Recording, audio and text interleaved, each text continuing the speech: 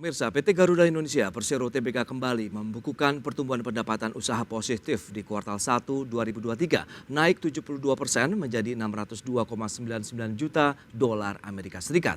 Capaian tersebut dipicu oleh peningkatan trafik penumpang yang tumbuh 60% sebesar 4,5 juta penumpang. PT Garuda Indonesia Persero Tbk kembali membukukan kinerja positif di sepanjang kuartal pertama tahun 2023. Maskapai penerbangan kebanggaan nasional tersebut mencatatkan pendapatan usaha secara grup hingga 602,99 juta dolar Amerika atau senilai 8,8 triliun rupiah dengan asumsi kurs 14.628 rupiah per dolar Amerika. Angka ini meningkat 72% dibandingkan pendapatan usaha di kuartal pertama tahun 2022 senilai 350,15 juta dolar Amerika Serikat. Pertumbuhan pendapatan usaha emiten berkode saham GIAA ini didukung dengan peningkatan trafik penumpang yang berhasil dicatatkan Garuda Indonesia Group pada kuartal 1 2023 yang mencapai 4,5 juta penumpang. Trafik penumpang tumbuh 60% jika dibandingkan periode yang sama pada kuartal 1 2022 sebesar 2,7 juta penumpang. Sedangkan jumlah angkutan penumpang tumbuh 98,2% menjadi 1,8 juta penumpang. Selain itu, meski periode awal tahun yang dikenal sebagai periode low season bagi sektor industri penerbangan, Garuda Indonesia masih mencatatkan kinerja operasional yang semakin komprehensif melalui pembukuan arus kas positif, di mana perusahaan berhasil mencatatkan komposisi pencatatan kas masuk yang lebih besar dibandingkan beban operasi. Sementara itu, Garuda Indonesia pada akhir Maret 2023 lalu juga telah menyelesaikan pemenuhan kewajiban terhadap 254 kreditur yang memiliki nilai tagihan hingga 255 juta rupiah dengan total nilai tagihan yang dibayarkan mencapai hingga 15.432.720.782 rupiah. Jakarta, Tim Liputan IDX Channel.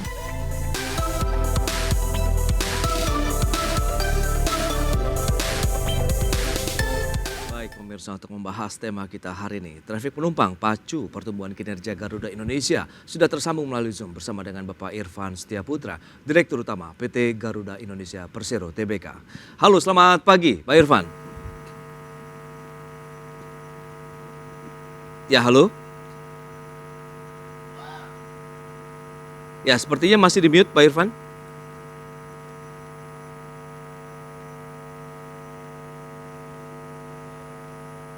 Ya, halo Pak Irfan. Baik.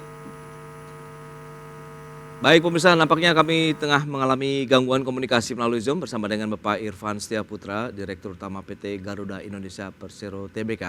Tadi sudah disampaikan memang kinerja di sepanjang kuartal 1 2023, pendapatan usaha dari emiten berkode saham GIA ini juga mengalami pertumbuhan yang positif. Begitu, tadi kenaikan sekitar 72%.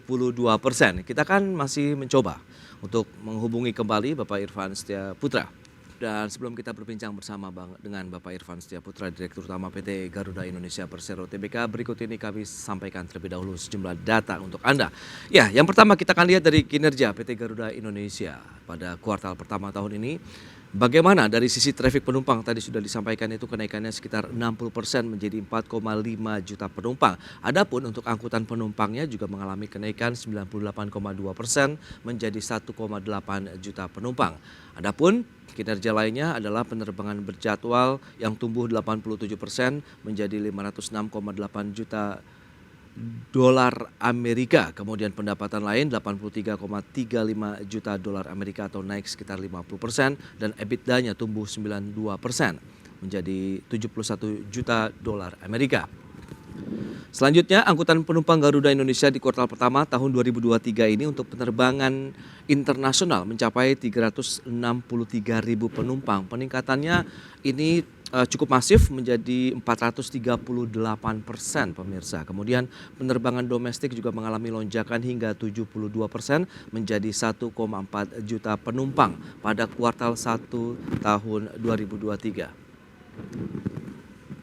Itu dia seperti yang bisa Anda saksikan di layar televisi Anda. Berikutnya kita akan lihat dari rugi bersih Garuda Indonesia pada kuartal 1 2023 seperti apa.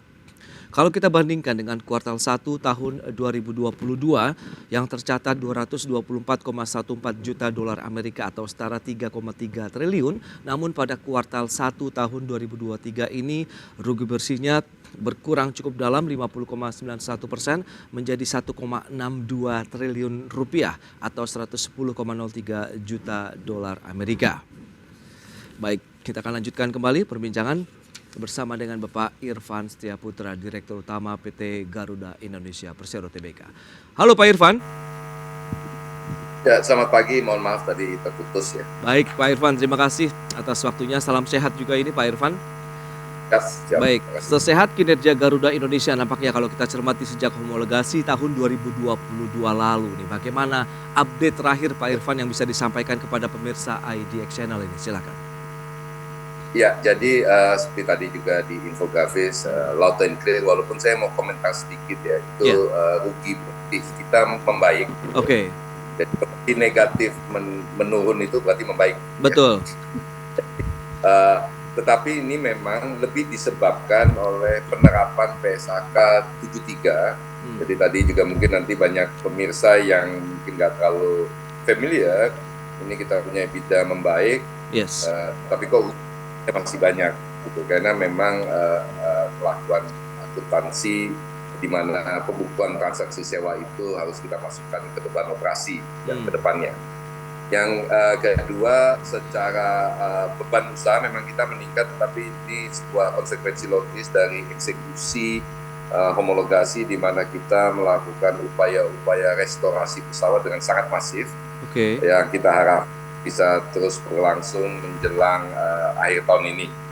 Jadi memang angka-angka ini cukup menggembirakan dan sesuai dengan prediksi kita, walaupun dari segi angka tidak terlalu tidak pas, tetapi ini sesuai juga dengan janji kita kepada kreditur selama proses PKPU bahwa Garuda akan memfokuskan diri ke profitability dan juga perbaikan-perbaikan di lini operasional dan di lini jasa. Demikian. Baik, kalau kita bandingkan dengan kuartal 1 2022 memang ada kenaikan sekitar 72% dari sisi pendapatan usaha. Nah, faktor-faktor yang menjadi pemicunya ini Pak Irfan di sepanjang kuartal 1 apa saja sih yang menopang penambahan kinerja tadi? Ya, seperti juga diramalkan banyak pihak, sebenarnya memang tahun 2023 ini mulai rebound travelers oleh menggunakan pesawat ya. Tetapi kita memang masih menyaksikan bahwa ini lebih didominasi oleh klasifikasi penumpang kita yang fokus ke leisure, tamasya, berlibur dan sejenisnya maupun sosial. Kita memang masih menyaksikan bahwa recovery dari penerbangan berbasis bisnis, teman-teman yang berpergian bisnis di sini belum menunjukkan tanda-tanda akan mendekat. Tapi ini memang mungkin bagian dari konsekuensi karena kita sama pandemi ini terus bisa berinteraksi melalui tata cara tidak berinteraksi langsung atau Zoom dan sejenisnya. Yang kedua adalah bahwa kita memang ada penerbangan Lebaran selama kuartal 1, bagian dari Lebaran ini, di bulan Lebaran. Jadi ini juga menunjukkan tren positif dari apa yang terjadi selama di kuartal 1 ini. Saya ingin juga menyampaikan kepada Mas Pras bahwa untuk pertama kalinya dalam sejarah Garuda kuartal 1 kita dari segi kinerja operasional positif. Ini dalam sejarahnya memang low season, dalam sejarahnya selalu negatif. Kita alhamdulillah bisa menunjukkan kinerja operasional yang positif di kuartal pertama. Kalau kuartal pertama positif, insya Allah kedepannya makin membaik. Itu dia, kinerja di kuartal pertama di saat low season justru masih membukukan kinerja positif begitu ya Pak Irfan ya. Nah, lantas kalau dari sisi lini usaha dari grup Garuda Indonesia begitu yang menjadi backbone-nya sendiri masih yang mana nih Pak? Ya, jadi tetap ya Garuda, Citylink maupun GMF ya kan.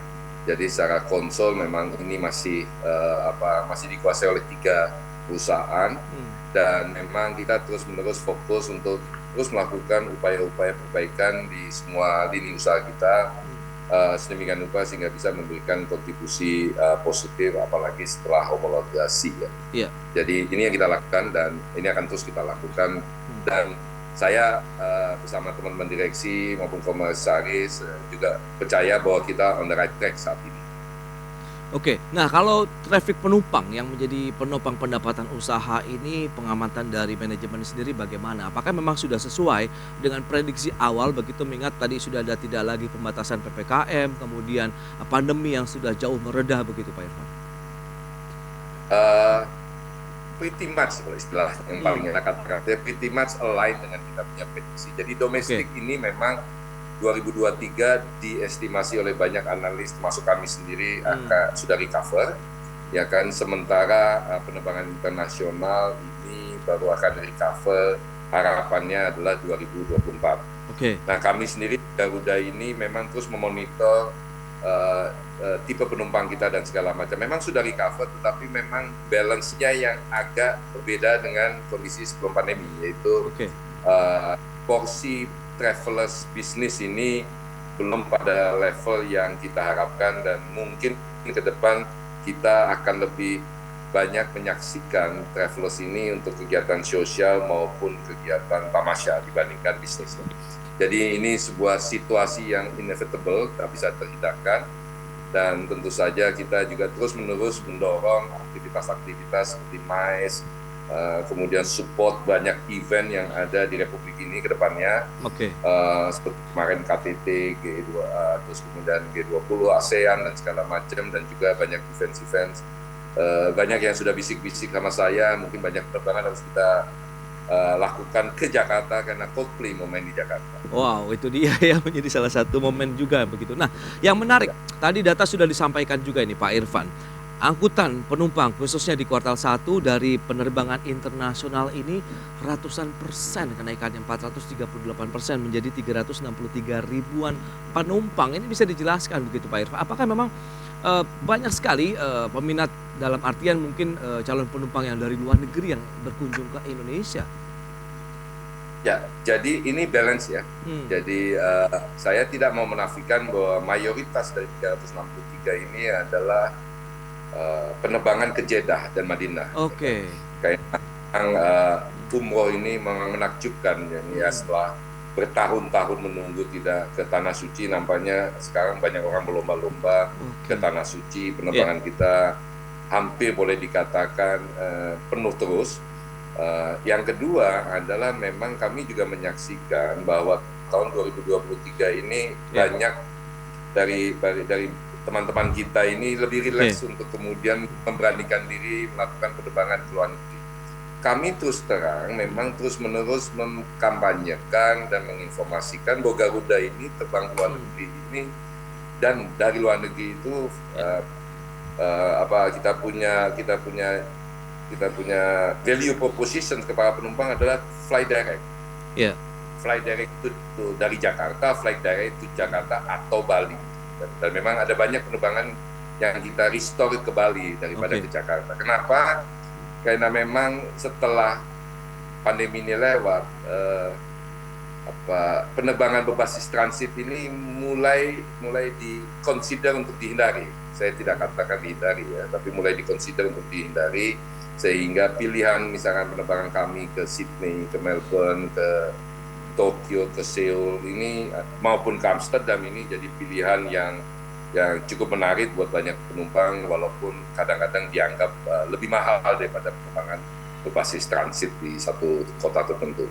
Karena gini, kalau transit Anda di hub-hub airport sini kan Anda akan bertemu dengan bangsa dari seluruh dunia gitu. Sementara kalau Anda terbang langsung kan Anda hanya berinteraksi kalau dari Jakarta ya dengan orang-orang yang ada di Jakarta. Demikian.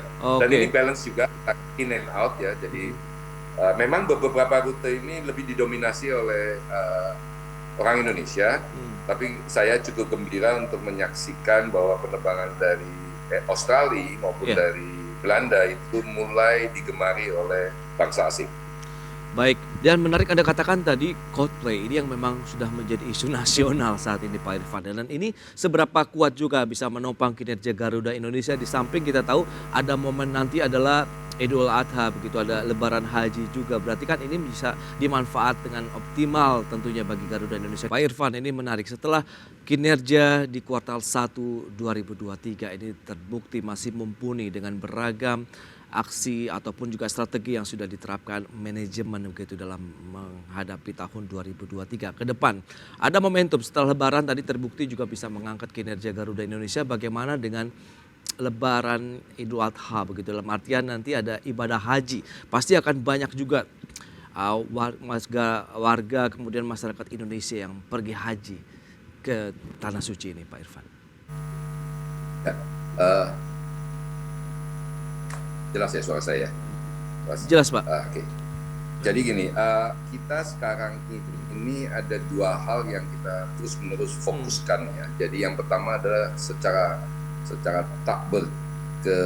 berkesudahan kita akan coba terus melihat bagaimana experience penumpang dengan terbang bersama Garuda ini bisa terasa berbeda. Jadi beberapa waktu yang lalu kita mulai lagi redefine atau kita perluas tim services kita, bukan hanya di pesawat tetapi juga di luar pesawat, sebelum masuk pesawat dan setelah keluar pesawat. Jadi stay tune aja Mas Pras dan pemirsa sekalian, kita akan terus-menerus melakukan upaya-upaya yang supaya mereka yang naik Garuda merasa berbeda kalau dibandingkan naik penerbangan yang lain. Yang kedua, ini events ya. Event. Jadi kita akhirnya berdasarkan pengalaman beberapa bulan terakhir ini, kita melihat bahwa support terhadap events ini jadi sangat penting. Banyak sekali informasi atau penerbangan-penerbangan yang dibutuhkan menuju ke lokasi-lokasi tertentu. Seperti tadi saya sempat sampaikan KTT ASEAN G20, kemudian kita mungkin nanti akan menyaksikan MotoGP lagi, dan beberapa event di luar kota maupun event-event di Jakarta kita sudah identify seperti Coldplay, kemudian juga ada K-pop katanya yang mau datang juga ke Jakarta. Jadi kita akan pastikan bahwa kebutuhan-kebutuhan teman-teman yang ingin menghadiri event itu bisa terpenuhi. Memang agak sedikit menantang karena penerbangan events itu istilah kita setengah leg ya. Jadi istilahnya setengah leg itu kalau mau nonton MotoGP pas berangkat ke sana penuh, tapi pesawatnya pulang kosong. Nanti pas lagi mau pulang para penontonnya ini. Tapi kita lakukan beberapa inisiatif yang cukup disambut oleh banyak para penumpang kita. Seperti kemarin kayak waktu Lebaran, di mana pada waktu mudik ini kan berlawanan arah yang ke Jakarta. Jadi keluar Jakarta sebelum Lebaran ini ramai, pulangnya kosong.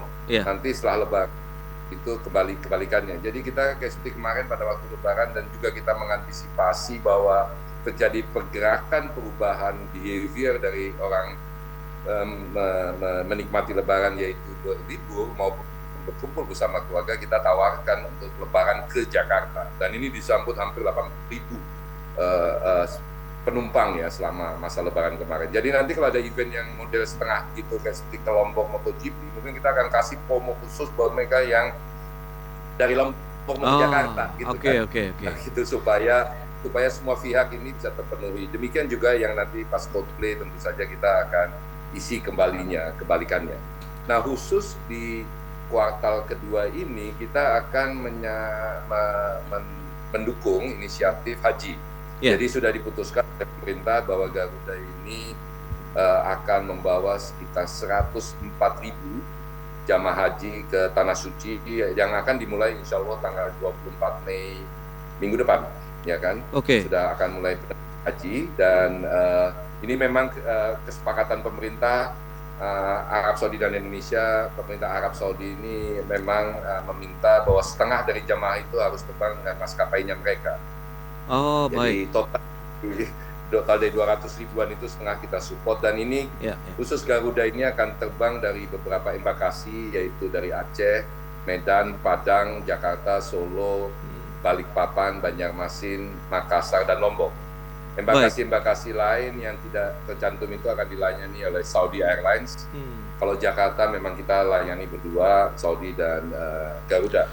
Armadanya sendiri sebenarnya bisa dengan kita. Baik. Gimana? Pak Irfan, untuk armadanya sendiri apakah memang yang existing atau ada penambahan berupa sewa kah, atau mungkin hasil restorasi yang sudah dilakukan sebelumnya? Ya, jadi memang ini hampir setengahnya ya. Jadi kita memang jumlah pesawat kita tidak cukup untuk melayani ini, oleh sebab itu kita melakukan skema wait list dengan beberapa provider untuk melayani kita. Tapi kita pastikan bahwa persyaratan pesawat yang akan kita sewa itu sesuai dengan persyaratan yang diminta oleh Departemen Agama maupun standar kita. Jadi nanti juga akan dilayani oleh awak kabin kita. Kami juga akan mengirim mungkin sekitar lebih dari 100 orang tim Garuda untuk mendukung di Tanah Suci. Seperti tahun lalu kami menyampaikan bahwa tim Garuda yang ke Tanah Suci tidak diperkenankan untuk ikut serta dalam prosesi haji, karena memang tugas kita adalah melayani penumpang. Dan itu yang lebih utama, dan saya sudah sampaikan itu ke semua tim. Jadi insya Allah nanti baik di Jakarta maupun di seluruh embarkasi maupun di Jeddah maupun Madinah, nanti teman-teman yang beribadah haji ini bisa menyaksikan teman-teman Garuda membantu sepenuhnya supaya proses pelancaran haji ini bisa berlangsung. Kita punya sedikit suatu situasi menantang, Mas Pras, yaitu 30% dari jamaah haji tahun ini itu berusia di atas 65 tahun. Saya tidak mau jumawa mengatakan bahwa mereka tidak sehat dibandingkan yang seumuran saya ya. Tetapi kita perlu lebih cautious, lebih hati-hati, baik di dalam pesawat maupun di luar pesawat. Saya sudah minta tim untuk menambah kursi roda, pemuda mereka yang lanjut usia ini yang membutuhkan bantuan. Kita juga akan perbanyak bala bantuan untuk khusus yang lanjut usia ini. Juga ada berapa puluh ternyata yang berumur di atas 100 tahun. Di atas 100 tahun, Pak Irfan? Betul. Ini jadi sangat menantang buat kita, tapi tim kami kita train untuk special treat ini. Mudah-mudahan mereka bisa sampai di Tanah Suci dengan lancar dan bisa beribadah dengan lancar, dan nanti kita bisa bawa pulang kembali. Jadi ini perhatian sangat khusus tahun ini karena memang tertunda lama mereka yang usia di atas 65 tahun. Betul. Jadi itu yang membedakan mungkin pelaksanaan ibadah haji tahun 2023 ini, karena sempat tertunda lama, akhirnya ada 30% ini lansia yang akan melaksanakan ibadah ke Tanah Suci, begitu Pak Irfan. Nah, itu dia juga makanya ada kebijakan mungkin tadi semua petugas harus fokus ya dalam memberikan pelayanan kepada calon jemaah haji yang menggunakan maskapai Garuda Indonesia, Pak Irfan. Betul. Baik. Jadi kita minta teman-teman untuk selalu bersiap, kalau perlu dorong, kalau diperlukan gendong juga gitu. Jadi yang badannya besar kita kirim. Mudah-mudahan sehat juga di sana. Luar biasa ini. Dan saya bersama direksi akan berada di sana juga untuk memastikan bahwa proses itu berlangsung. Dan kita tidak ke tempat lain, hanya khusus di airport dan memastikan semuanya lancar. Baik. Strategi secara fundamental yang tengah disiapkan begitu di kuartal kedua mungkin sampai dengan akhir tahun dari manajemen Garuda Indonesia untuk menjaga kinerja ini akan tetap positif, Pak Irfan. Mengingat kita tahu tantangan 2023 ini sebenarnya tidak mudah juga begitu dengan kondisi global yang terjadi saat ini, dan pastinya juga akan ikut menekan, karena kita lihat dari data keuangan saja laporan neraca perdagangan kita meskipun surplus tapi nilai impor, ekspor kita ini cenderung melemah. Dalam artian ini bisa mengganggu perekonomian di dalam negeri. Bagaimana Pak Irfan menyikapi kondisi ini? Ya, jadi pengalaman kita selama beberapa tahun terakhir ini akhirnya memang mesti satu hal, kita konsisten dan disiplin eksekusi kita punya strategi.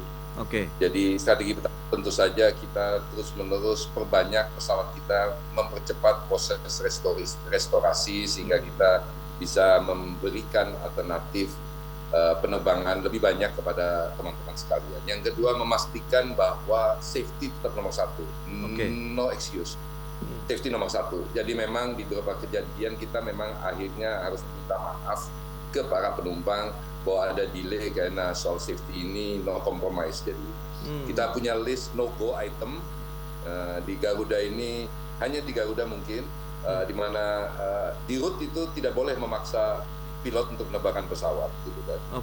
Jadi kalau menurut pilotnya ini belum pantas untuk diterbangkan, mesti diperbaiki dulu. Kita akan perbaiki termasuk hal-hal yang marginal. Jadi safety nomor satu. Yang ketiga adalah memastikan bahwa ketika persepsi harga jual Garuda ini tinggi, kita bukannya menurunkan harga, karena ini namanya mengkomoditisasi produk kita.